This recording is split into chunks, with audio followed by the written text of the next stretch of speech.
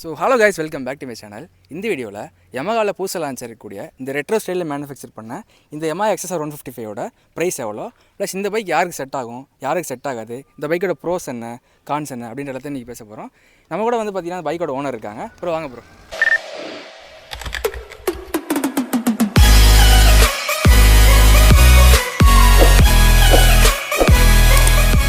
Hi bro. Hi bro, உங்கள் பேர் என்ன பண்ணிகிட்டு இருக்கீங்க? சாதிக்கு பிபிஏ கெஃபேல ஒர்க் பண்ணுறேன். சரி, ஓகே ப்ரோ. இப்போ மார்க்கெட்டில் எக்கச்சக்கமான பைக் இருக்குது, நீங்கள் ஏன் ஸ்பெசிஃபிக்காக இந்த XSR சூஸ் பண்ணீங்க? ஃபஸ்ட்டு 220 தான் எதிர்பார்த்தேன். பட் அதில் வந்து ஃபீச்சர்ஸ் கொஞ்சம் கம்மியாக இருந்துச்சு. மைலேஜும் நமக்கு 35 to 40 தான் கிளைம் பண்ணுறாங்க. ஓகே. இந்த R15 காட்டிலும் R15 MTயில் வந்து இல்லை இன்ஜின் வந்து நல்லா ரிஃபைண்டாக இருந்துச்சு. ரெண்டாவது மைலேஜ் நல்லா கொடுக்கும். ப்ரைஸ் கொஞ்சம் அதிகம் மற்ற கம்பேர் பண்ணும்போது. பட் வந்து ரிலேபிளாக இருக்குது. அதுக்காண்டி நான் யோசிச்சுக்கிட்டு அந்த R15 வந்து ஹேண்டில் பேர் ரொம்ப பெண்டாக இருக்கும், கை வலிக்கும். ஆமாம். MT வந்து ஃபேமிலி உட்கார முடியாது. ஸோ அதுக்கப்புறம் லான்ச் ஆச்சு இது. இதையும் 220 கம்பேர் பண்ணேன். எனக்கு இது கொஞ்சம் பெட்டராக இருந்துச்சு. ஆனால் ரேட்டு கொஞ்சம் கூட. பட் அதை சாக்ரிஃபைஸ் பண்ணோம்னா நமக்கு மைலேஜ் கொஞ்சம் நல்லா கிடச்சி, இன்ஜினும் நல்லா ரிஃபைனான இன்ஜின். ஸோ அதனால இதை சூஸ் பண்ணிட்டேன் நான். இந்த பைக்கோட ஆன் ரோட் பேஸ் எவ்வளோ ப்ரோ வந்துச்சு உங்களுக்கு எடுக்கும்போது? 196 வருது எல்லாம் சேர்த்து. Okay okay. ஸோ இந்த பைக் நீங்கள் நினச்சி எடுத்தது உங்களுக்கு சாட்டிஸ்ஃபை பண்ணிருச்சா, இல்லை எந்த அளவுக்கு இது உங்களுக்கு யூஸாக இருக்குது இந்த பைக்? நல்லா சாட்டிஸ்ஃபை. இப்போ டூர்லாம் போகும்போது நல்லா இருக்குது. ஆனால் 100 கிலோமீட்டர்ஸ் மேலே போனோம்னா கொஞ்சம் பட்டு கொஞ்சம் வலிக்குது அந்த மாதிரி. மற்றபடி வேறு எதுவும் டிஸ்அட்வான்டேஜாக இல்லை. Okay okay. இந்த பைக்கோட ரைடிங் கம்ஃபர்ட் எந்த அளவுக்கு ப்ரோ இருக்குது? Riding comfort okay. First initial வந்து ஹேண்டில் பார் கொஞ்சம் அந்த அழுத்துச்சு, இந்த R15 இருக்கும்ல அந்த மாதிரி லைட்டாக அழுத்துச்சு. பட் கொஞ்ச நாள் போனதுக்கப்புறம் பழகிடுச்சு, ஒன்றும் பிரச்சனை இல்லை. மற்றபடி பேக் பெயின் அதெல்லாம் எதுவுமே வரல. 100 கிலோமீட்டர்ஸ் மேலே ஓட்டினா அந்த பட் கொஞ்சம் வலிக்குது. வைப்ரேஷன்ஸ்லாம் வண்டியாக இருக்கா? இல்லை 6000 60லேருந்து 80 வரைக்கும் போகும்போது ஒரு வைப்ரேஷன் இல்லை. நல்லா ஸ்மூத்தாக நார்மல் கம்ப்யூட்டர் வண்டி மாதிரி ஓடுது. அதுக்கு மேலே தான் கொஞ்சம் பவர் தெரியுது. ஓகே. அது இந்த பைக் வந்து ஷார்ட் ரைடு செட் ஆகுமா ப்ரோ? உங்களோட ஹைட் எவ்வளோ ப்ரோ? செட் ஆகும். கொஞ்சம் கீழே தானே செட் ஆகணும். சொல்ல என் ஹைட் 5.7 நினைக்கிறேன். கரெக்டாக இருக்கா ப்ரோ? என்ன கரெக்டாக இருக்கு, மேனேஜபிளாக இருக்குது. வெயிட் கம்மினால ஈஸியாக மேனேஜ் பண்ண முடியாது. ஓகே. இப்போ நிறைய பேர் என்ன சொல்கிறாங்க அப்படின்னா, XSRல சீட்டோட ஹைட்டு கம்மி, ஃபேமிலிக்கு செட் ஆகாதுன்ற மாதிரி சொல்கிறாங்க. உங்களோட பாயிண்ட் ஆஃப் வியூ எப்படி இருக்குது அதை பற்றி? இல்லை அதெல்லாம் ஒன்றும் பிரச்சனை இல்லை. ஏறுறதுக்கு பில்லின்னு உட்காரதுக்கு பின்னாடி டேப்ல டெயில் டைட் மாட்டிட்டேன். ஸோ அதனால பிரச்சனை இல்லை. எங்கள் மம்மிலாம் உட்காராங்க. மம்மி 80 to 90 கிலோ வச்சிருப்பாங்க. ஓகே. ஸோ ஏறும்போது ஈஸியாக தான் ஏறுறாங்க, ஒன்றும் பிரச்சனை கிடையாது, மேனேஜபிள். MT R15 காட்டிலும் அதில் உட்கார முடியுது. Okay okay. ஸோ இந்த பைக்கில் வந்து R15 MTயில் கொடுத்துருக்க சேம் இன்ஜின் தான் கொடுத்துருக்காங்க. ஸோ பெர்ஃபார்மன்ஸ் பொறுத்தளவுக்கு எப்படி இருக்குது? பிக்கப் எந்த அளவுக்கு இருக்குது ப்ரோ? பிக்கப் வந்து R15 இன்னும் நல்லா இருக்கும். இது கொஞ்சம் பிக்கப் கம்மி தான். ஏன்னா அதில் உள்ளது இதில் உள்ள மெக்கானிசம் வேறு மாதிரி மாற்றிருப்பாங்க. உங்களுக்கு எனக்கு கரெக்டாக தெரில என்னன்னு. பட் அதை காட்டிலும் இது கொஞ்சம் கம்மி தான். ஆனால் வந்து லாங்கு கரெக்டாக இருக்கும். எனக்கு லாங் தான் மெயினாக மேக்ஸிமம் அதை ஃபோக்கஸ் பண்ணி எடுத்துறாங்க. இங்கே லோக்கலில் ஸ்ட்ரீட் ரைடு ஓட்டுறதுக்கு அந்த மாதிரி இல்லை. இங்கே மெதுவாத்தையும் ஓட்டுவேன், லாங்கில் போகிறது கொஞ்சம் அதிகமாக யூஸ் பண்ணிக்கிறேன். ஓகே. இந்த பைக்கோட மைலேஜ் எவ்வளோ ப்ரோ தருது? லைக் சிட்டியில் எவ்வளோ தருது, ஹைவேல எவ்வளோ ப்ரோ தருது? 50 கொடுக்குறாங்க. அதை வச்சா ஹைவேல போனால் 55 60 அரௌண்ட் வருது. அதை 60 to 70 மெயின்டைன் பண்ணோம்னா. அதுக்கு மேலே பண்ணோம்னா கொஞ்சம் கம்மியாது. கொஞ்சம் அழுத்தி ஓட்டணும்னா 43 45 வருது. Okay okay.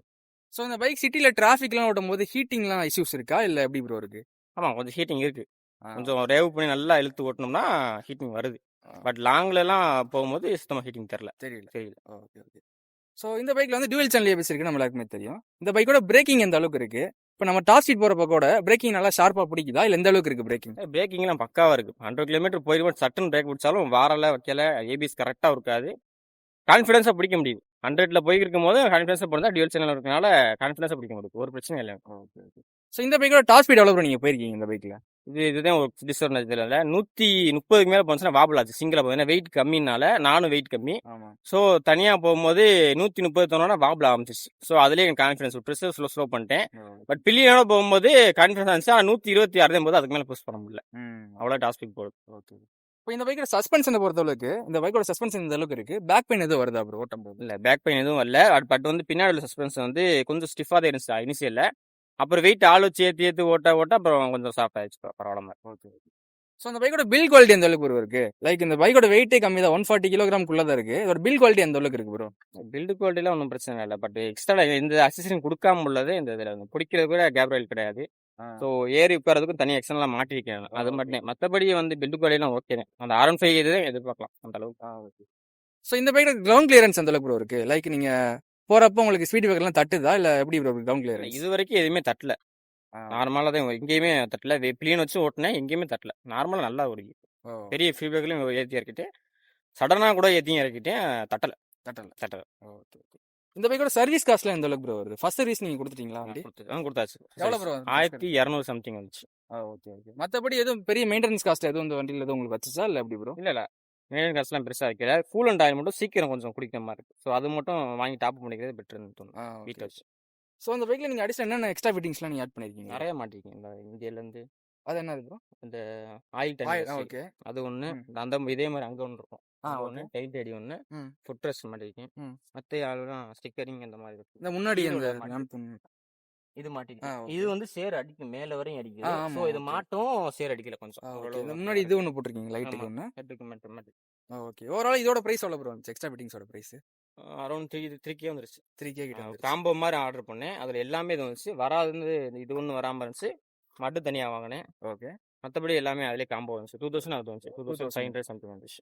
இந்த பைக்கோட நைட் விசிபிலிட்டி எந்த அளவுக்கு ப்ரோ இருக்கு? இப்போ லைக் நீங்கள் நைட்டில் போகிறப்போ லைட் ஓகேவா இல்லை நீங்கள் எக்ஸ்ட்ரா லைட் போடுற மாதிரி இருக்கா? லைட்டு வந்து கம்மி தான். அது R15 எம்டி அளவு எம்டி கூட கொஞ்சம் பிடிக்கும்.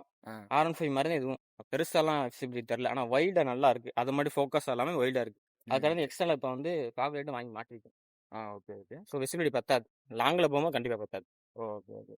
ஸோ அந்த பைக் வாங்கிட்டு நீங்கள் இதை கொஞ்சம் இம்ப்ரூவ் பண்ணி கொடுத்துருக்கலாம் அப்படின்னு ஏதாவது ஃபீல் பண்ண விஷயம் எதாவது இருக்கா? இம்ப்ரூவ் பண்ணிருக்கலாம். அந்த லைட்டு மாற்றிருக்கலாம். ரெண்டாவது பிடிக்கிற மாதிரி கேப்ரேல் ஏதாவது கொடுத்துருந்தா கொஞ்சம் பெட்டராக இருந்திருக்கும். மற்றபடி எல்லாம் ஓகே. இந்த மட்டை கொஞ்சம் எக்ஸ்டெண்ட் பண்ணி இருந்திருக்கணும். உள்ள இன்ஜின் வரையும் அடிக்கும் போது கொஞ்சம் டிஸ்அட்வான்டேஜாக இருக்குது. அது சாட்டிஸ்ஃபேக்ஷனாக இல்லை. அங்கே வரையும் அடிக்கும் போது ஒரு மன கஷ்டம் அப்படின்னு சொல்லலாம். Okay okay. ஸோ ஓவராலாக இப்போ இந்த பைக் நான் எடுக்கணும்னு ஆசைப்பட்றேன் அப்படின்னா எனக்கு என்ன சொல்லுவீங்க? இந்த பைக் நான் எடுக்கலாமா இல்லை இந்த பைக் யாருக்கு செட் ஆகும்? தைரியமாக எடுக்கலாம், யாருன்னா எடுக்கலாம். அது ஒன்றும் பிரச்சனை கிடையாது. ஹைட்டு கொஞ்சம் பார்த்துக்கோங்க. பட் வெயிட்லாம் ஒன்றும் பிரச்சனை இல்லை.